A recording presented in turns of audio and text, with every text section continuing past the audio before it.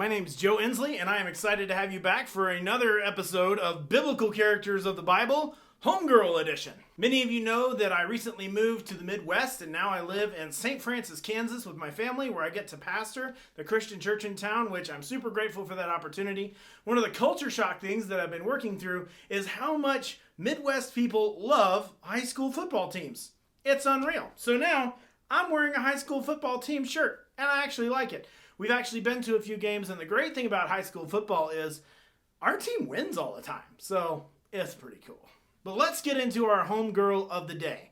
I'd like you to go ahead and like and share and subscribe and hit that red button, all that stuff you need to do to help support me in this channel as we go ahead. Before I tell you about Cozbi, the girl who saved Israel.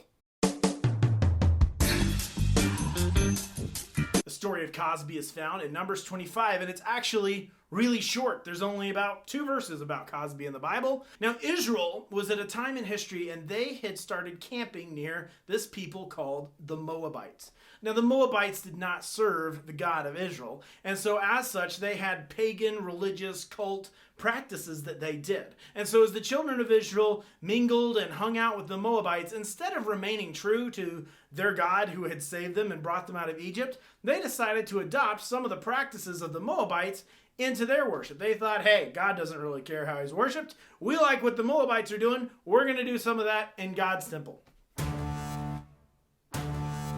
God doesn't like it when people do that, in case you were wondering. So anyway, there's this high-ranking guy named Zimri, and Zimri gets this Midianite girlfriend, and that would be Cozbi. Cozbi is the Midianite girlfriend, and he decides, hey, Cozbi, let's go down to the temple and worship God the Moabite way and have a grand old time, and that's how we can spend our Saturday. Ding dong, the bells are gonna chime.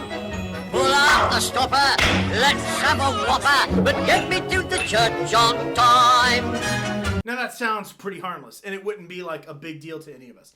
However, the Moabite way of worshiping gods involved a guy and a girl, and not a lot of clothes, and some other stuff. Pumba, not in front of the kids. Oh, sorry. Let's just say, it's not the kind of thing you or I would do in church. Well, unfortunately for Zimri and Cozbi, there's this priest named Phineas. And Phineas is really zealous for God. And God has told Phineas, hey, you got to clean up the temple. I'm not letting church be done like this because I care about it because I'm God. So Phineas, why don't you straighten that out? Well, Phineas comes in and he sees Zimri and Cozbi worshiping the Moabite way in the temple. And he takes a spear and he runs it through the both of them right through the belly. So they die. And the scripture tells us that because of what Phineas did, it stopped God from destroying all the Israelites. So technically, Cozbi saved all the Israelites by getting speared. But it does go to show you that God actually cares about how he's worshipped. And just because your boyfriend has an idea about what he wants to do at church, doesn't mean you should necessarily do that thing.